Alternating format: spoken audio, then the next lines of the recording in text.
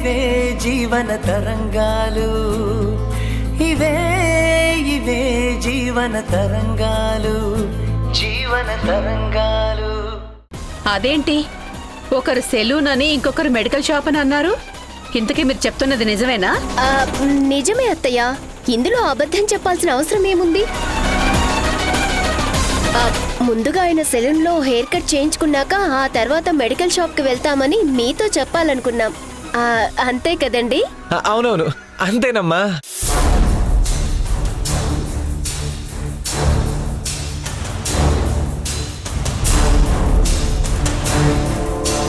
మీరిద్దరూ ఇంట్లో పాటించే ఆచారాలు నియమాలు మర్చిపోయారా? మీకు కొంచెమైనా బుద్ధుందా? ఆచారాలు నియమాలంటూ క్లాస్ తీసుకోకుండా అసలు పాయింట్ ఏదో స్ట్రైట్ గా చెప్పమ్మా. ఈరోజు మంగళవారం, హెయిర్ కట్ చేయించుకోకూడదని తెలీదా? పైగా ఇలాంటి డ్రెస్ వేసుకొని సెలూన్కి వెళ్తావా?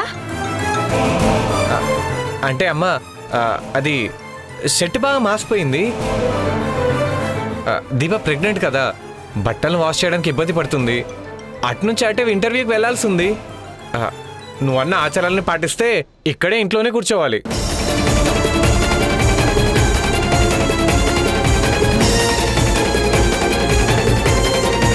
మీ ఇద్దరి మొహాల్లో టెన్షన్ కనిపిస్తోంది ఎందుకు?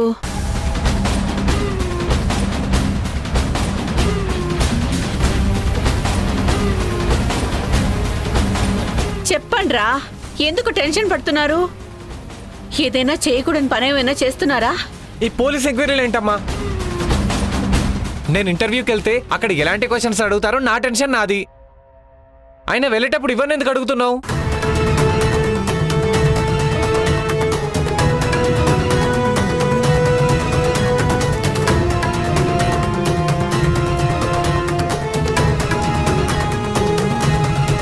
వీడిని అడిగితే మళ్ళీ పాత పాటే పాడతాడు. అమ్మకుండా అడ్డుపడి నాన్న రచ్చ చేసినా చేస్తాడు. అలా చేస్తే దేవిక వాళ్ళకి డబ్బులు ఇవ్వలేను. అందుకే వీడితో ఏమీ చెప్పకూడదు.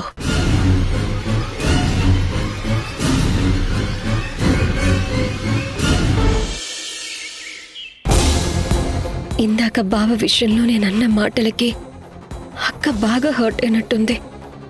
సారీ చెప్దామన్నా కనీసం ఫోన్ లిఫ్ట్ చేయడం లేదు. అక్కకి సారీ చెప్పకపోతే నాకు మనశ్శాంతి లేదు.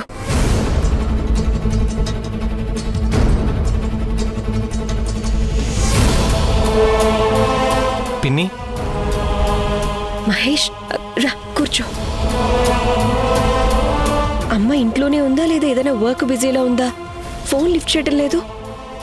మీరన్న మాటలకి అమ్మెంతో బాధపడింది. అందుకే మీతో మాట్లాడే ఉద్దేశం లేక ఫోన్ కట్ చేసి ఉంటుంది. కళ్యాణ్ కనబడకపోయేసరికి ఏదో ఆవేశంలో అలా అన్నానే తప్ప ఇంటెన్షనల్ గా అనలేదు. సరే, జరిగిందేదో జరిగిపోయింది. నేను మీతో ఒక ఇంపార్టెంట్ విషయం మాట్లాడాలని వచ్చాను. చెప్పు మహేష్. ఇప్పుడు నేను చెప్పబోయే విషయం విని మీరు పెద్ద మనసుతో అర్థం చేసుకొని ఆలోచిస్తారని అనుకుంటున్నాను. దేని గురించి అంటున్నావు? ఏం లేదు, మీరిప్పుడున్నది ఇద్దరే, ఇంకా పిల్లల ప్లానింగ్ చేసుకోలేదు. మీకేమో గవర్నమెంట్ జాబ్, ఇంకా అడిషనల్గా ఎన్నో ఫెసిలిటీస్ కూడా ఉన్నాయి.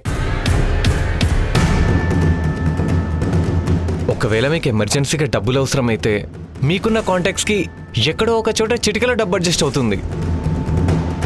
కానీ మా పరిస్థితి అలా కాదు. ఇంట్లో 6 మంది ఉన్నాం. దీప డెలివరీ అయితే 7 మంది అవుతాం. మేమంతా కీర్తి అమ్మ వాళ్ళ ఇన్కమ్ మీద డిపెండ్ అయ్యాం. నా జాబ్ పోయింది. నాన్న ఉన్న పైసాకు ఉపయోగం కూడా లేదు. తాత ముత్తాతల ఆస్తు ఎలాగూ లేవు. మహేష్, నువ్వేం అడగాలనుకుంటున్నావో స్ట్రైట్ గా అడుగు. ఇలా ఇండైరెక్ట్ గా చెప్తుంటే నాకేం అర్థం కావడం లేదు. నాన్న వల్ల బాబాయ్కి జరిగిన నష్టాన్ని భర్తీ చేయడానికి అమ్మ ఇంటి భాగంలో ఉన్న నాన్న వాట మీద అప్పుగా డబ్బులు తీసుకొచ్చి మీకు ఇవ్వాలని చూస్తుంది. వాట్?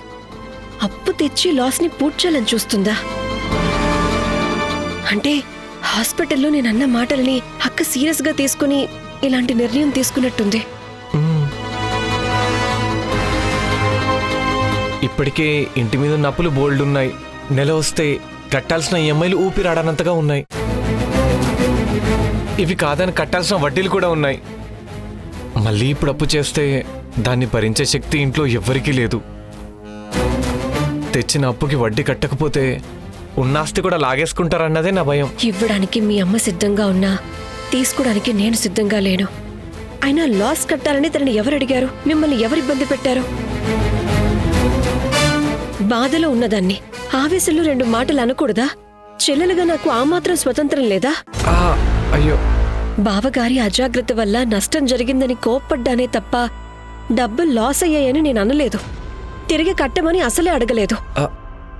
కోర్స్ మీరు అడిగే మనిషి కాదు, అలానే అమ్మ మాట పడే రకం కూడా కాదు. అందుకే అమ్మ ఇలాంటి నిర్ణయం తీసుకుంది. అలా ఎలా నిర్ణయం తీసుకుంటుంది?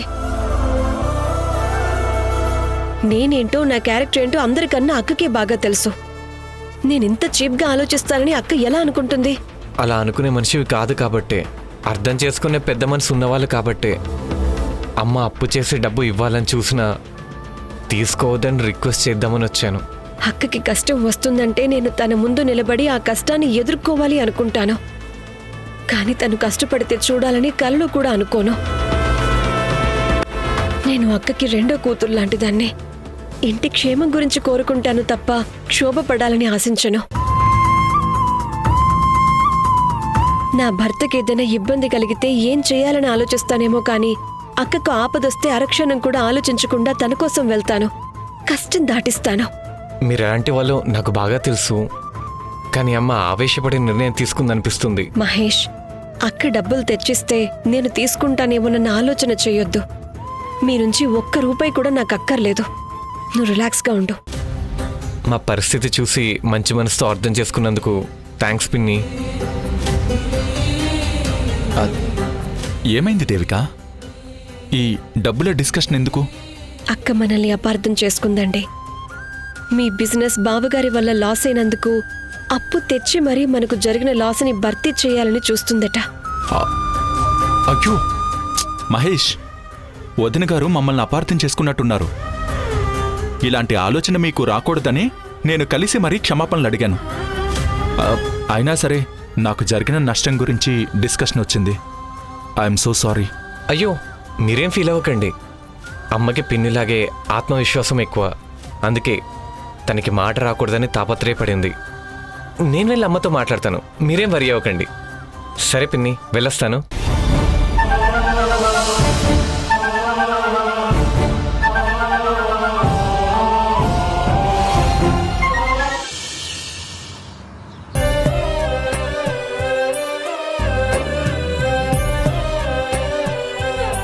కీర్తి, నేను తీసుకున్న నిర్ణయం సరైంది అని అంటావా? నీకేమైనా తప్పుగా అనిపిస్తే చెప్పు. లేదమ్మా, నువ్వు కరెక్ట్ నిర్ణయమే తీసుకున్నావని నాకు అనిపిస్తుంది. ఎందుకంటే బాబాయ్ తన సొంత కాళ్లపై నిలబడాలని బిజినెస్ ప్లాన్ చేశారు. కానీ బ్యాడ్ లక్, అది నాన్న వల్ల లాస్ అయిపోయింది. బాబాయ్కి మన వల్ల కష్టం నష్టం కలగకూడదన్న ఉద్దేశంతోనే నువ్వు ఈ ఆలోచన చేశావని నేను అనుకుంటున్నాను. మీ అమ్మకు ఇంతకన్నా వేరే మార్గం కూడా కనిపించలేదు కీర్తి. లేదంటే ఇప్పుడున్న అప్పులు సరిపోవని మళ్లీ కొత్త అప్పులు చేసి తన నెత్తిన మరింత భారాన్ని పెట్టుకోవాలని ఎందుకు చూస్తుంది? ఇంటిని నడిపే బాధ్యత తీసుకోవాల్సిన 2 మగాళ్లున్నా సరే మీ అమ్మే గాడిద చాకిరీ చేసి అన్ని అప్పులకి వడ్డీలు కట్టి ఇంట్లో మంచి చెడ్డ చూసుకుంటూ ఈ సంసారాన్ని ముందుకు లాక్కెళ్తుంది. ఆ విధి మనల్ని ఎలా నడిపిస్తే అలా నడవడమే మనం చెయ్యాల్సింది. అయినా భవిష్యత్తు మన చేతిలో ఉంటే మనం మానవులం ఎందుకు అవుతాం చెప్పు? దేవతలం అవుతాం. కానీ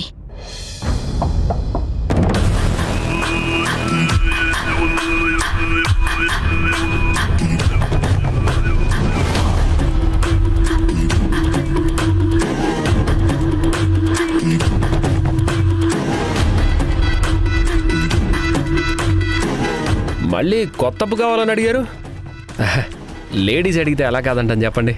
అందుకే ప్రామిసరీ నోటు పట్టుకొని ఫాస్ట్గా వచ్చేసాను.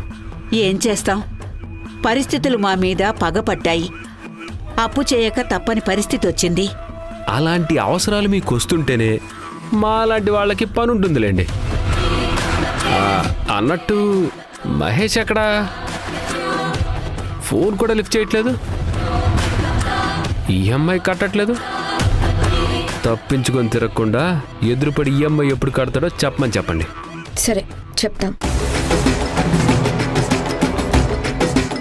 అప్పిచ్చేవాడు ఇంట్లోకి రాగానే కనీసం ఒక కాఫీ తాగుతారా, టీ తాగుతారా అని కూడా అడగరా?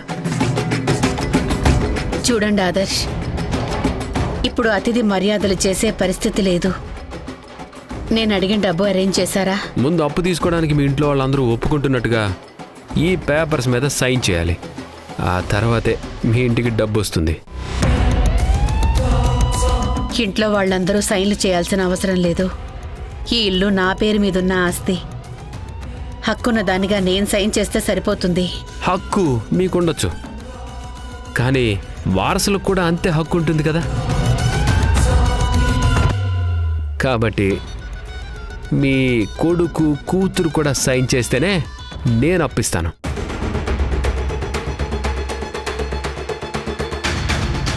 వాళ్ళ నుంచి ఎలాంటి అబ్జెక్షన్ రాదు. నేను సైన్ చేస్తాను.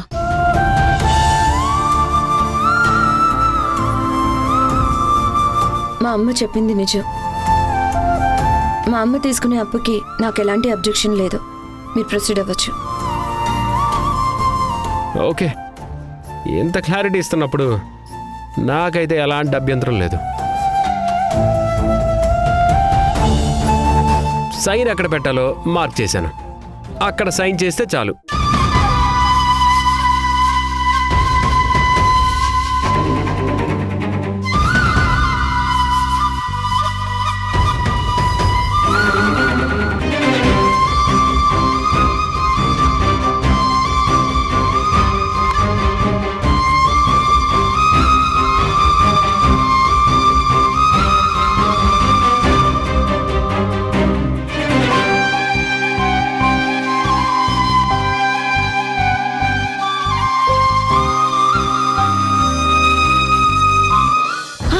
మహేష్, ఎవరిని అడిగి ఇంటి మీద మళ్ళీ అప్పు తీసుకుంటున్నావు అమ్మా?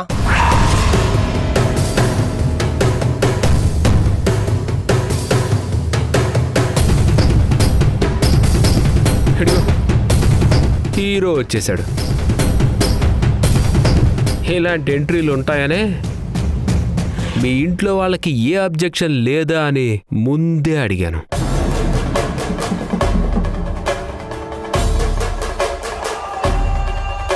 మీరేమో డబ్బు అవసరం కాబట్టి ఎవరు అడ్డు చెప్పరు, ఇంకా అప్పు తీసుకుంటున్నందుకు ఆల్ ది బెస్ట్ చెప్తారు అన్నట్టుగా చెప్పారు. ఇప్పుడు చూడండి, మీ అబ్బాయి అడ్డొచ్చాడు. ఎరా, నా ఈఎంఐ డబ్బులు కట్టకుండా ఎస్కేప్ అయి తిరుగుతున్నావు, కనీసం ఫోన్ కూడా ఎత్తట్లేదు. ఏంటి కదా? డబ్బులు ఇంకా అడ్జస్ట్ కాలేదు, అయ్యాక ఇద్దామని టచ్లోకి రాలేదు. ఆ విషయం గురించి తర్వాత మాట్లాడతాను. సరే, ఆ పేపర్స్ కింద పెడితే సైన్ పెట్టించుకొని వెళ్ళిపోతాను. అసలే మీ అమ్మగారికి డబ్బులు అవసరం చాలా ఉందంట. చూడు, ఇది మా పర్సనల్ విషయం ఆదర్శ్, నీకు ఎలాంటి సంబంధం లేదు. ఈ పౌరుషానికేం తక్కువ లేదు. సర్లే, ఈ తలనొప్పి అంతా నాకెందుకు? ఏదో అవసరం ఉంది, అప్పు అడిగారని రూపాయి తక్కువ వడ్డీకే ఇద్దామని వచ్చాను. ఆగండి ఆదర్శ్, నాకు డబ్బు అవసరం ఉంది. ఆ పేపర్స్ మీద సైన్ చేసిస్తాను.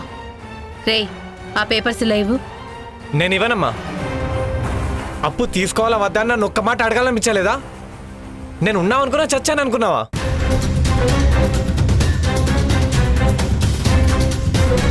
ఇలా ఇష్టానికి అప్పులు తీసుకుంటూ పోతే ఎలాగమ్మా? ఈ ఇంటి మీద ఇప్పటికే ఎన్ని అప్పులు ఉన్నాయో నీకు తెలీదా?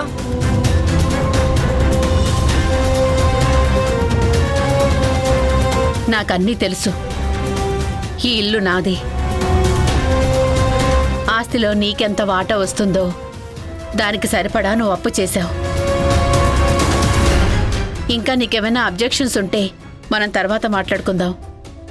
ముందు ఆ పేపర్స్ ఇలా ఇవ్వు. నేను ఇవ్వను.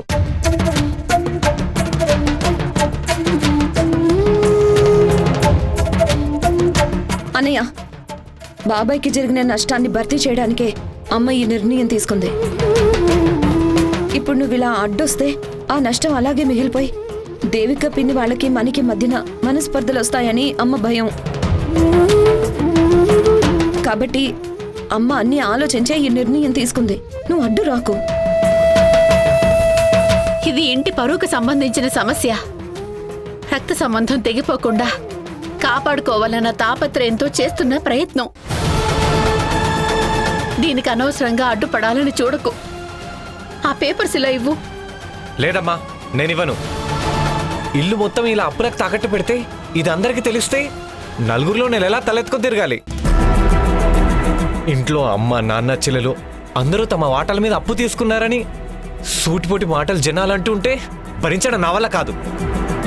అందుకే ఎలాంటి అప్పు తీసుకోవద్దు.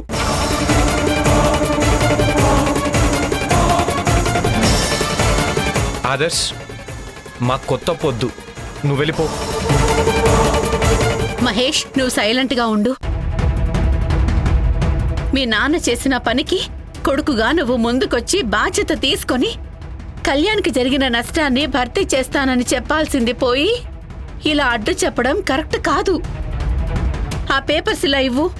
నేనివ్వనమ్మా.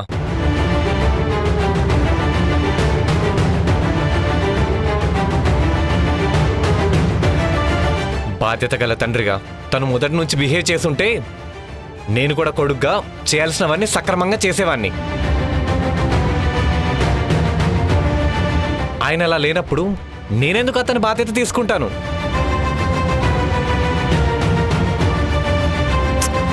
ఇదిగో మహేష్, మీ ఫ్యామిలీ మ్యాటర్లు నేను వెళ్ళాక తీరిగ్గా కూర్చొని అప్పుడు చర్చ పెట్టుకోండి.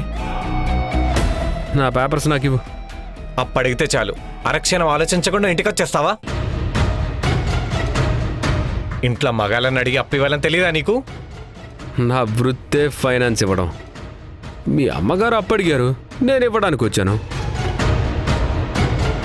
ఇందులో తప్పేమన్నా ఉందా అండి? అప్పు అవసరం లేని వాళ్ళకు కూడా తక్కువ వడ్డీకి ఇస్తానని చెప్పి ఆశ చూపించి మరి అప్పు తీసుకునేలా చేస్తావు. అలా వర్కౌట్ కాలేదంటే అప్పు అయ్యేలా సిచ్యువేషన్ క్రియేట్ చేస్తావు. వడ్డీ కట్టడం లేట్ అయితే వడ్డీకి వడ్డీ వేసి మరీ వసూలు చేస్తావు. అందుకే నీలాంటి వాడితో కొత్తగా అప్పు చేయడానికి నేను ఒప్పుకోను.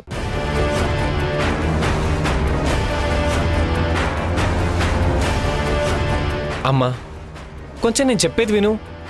మనం బతకడానికి ఖర్చు పెట్టాలి, కానీ ఇలా మందిని బతికించడానికి డబ్బులు వేస్ట్ చేయడం కరెక్ట్ కాదు. ఆయన నాన్న ఇలాంటి లాసులు చేస్తూనే ఉంటాడు. ఆ నష్టాన్ని భర్తీ చేయడానికి ఆస్తిలో కీర్తికి వెళ్ళే వాట కూడా ఇలాగే తగలేస్తారా? ప్లీజ్ అత్తయ్య, ఆస్తులు తాకట్టు పెట్టే విషయంలో కానీ అమ్మే విషయంలో కానీ ఒకసారి ఆలోచించండి. ఆవేశంలో తీసుకునే నిర్ణయాలు ఎప్పటికీ మంచిది కాదు. నేను బాగా ఆలోచించి దేవిక వాళ్ళకి జరిగిన నష్టాన్ని భర్తీ చేయాలని ఇలాంటి నిర్ణయం తీసుకున్నాను. ఇది ఆవేశంలో తీసుకున్న నిర్ణయం కాదు.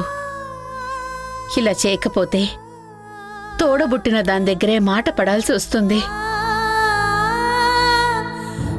ఇది చేయకపోతే ఆ భార్యాభర్తల మధ్య మనస్పర్ధలు రావడానికి కారణం మనమే అవుతాం. దీపా, మీకు చెప్పేటంత పెద్దదాన్నేం కాదత్తయ్యా, కానీ ఒక్క మాట చెప్తాను, ఆలోచించండి. అక్కా చెల్లెళ్ల మధ్య గొడవ వస్తే కోపంలో 2 మాటలు అనుకుంటారు, తర్వాత మళ్ళీ కలిసిపోతారు. అలా మళ్ళీ కలిసిపోయేదానికి మాట పడాల్సొస్తుందని ఆస్తులమ్ముకోవడం కరెక్ట్ కాదన్నది నా అభిప్రాయం అత్తయ్యా. తోడబుట్టిన చెల్లెలితో మాటలు పడే ధరణికి నొప్పి తెలుస్తుంది తప్ప పక్కవాళ్లకి ఆ నొప్పేం తెలుస్తుంది? వినేవాళ్లుంటే ఎన్నైనా చెప్పచ్చు.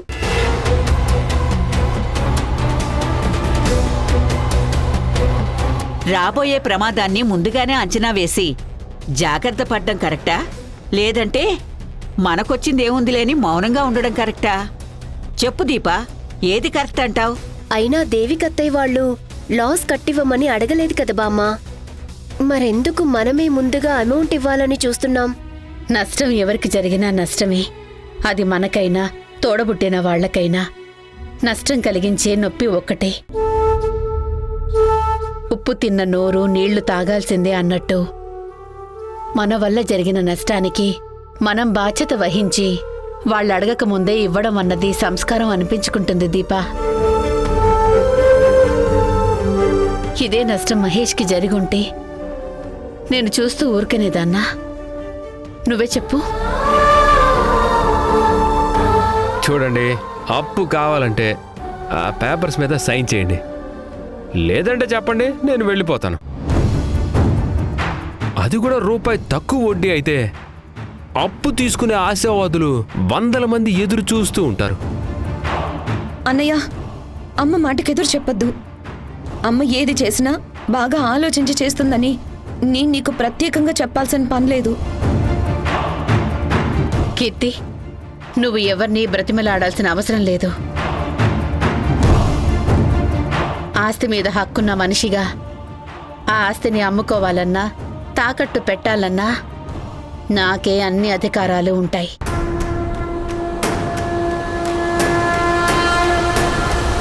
ఇందులో ఎవరు అడ్డు చెప్పినా వెనక్కి తగ్గే ప్రసక్తే లేదు.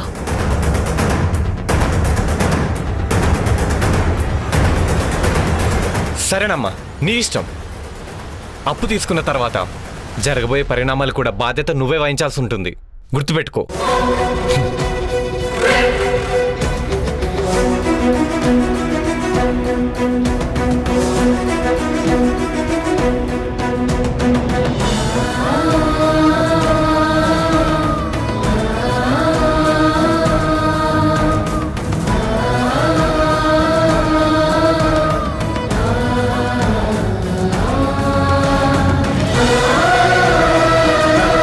మీరు అడిగిన సైన్ చేసేసాను. లేట్ చేయకుండా డబ్బులు అరేంజ్ చేయండి. అప్పు ఇవ్వడానికి అరక్షణం కూడా లేట్ చేయను. వెళ్ళి డబ్బు అరేంజ్ చేసి కాల్ చేస్తాను, వచ్చి తీసుకెళ్ళండి.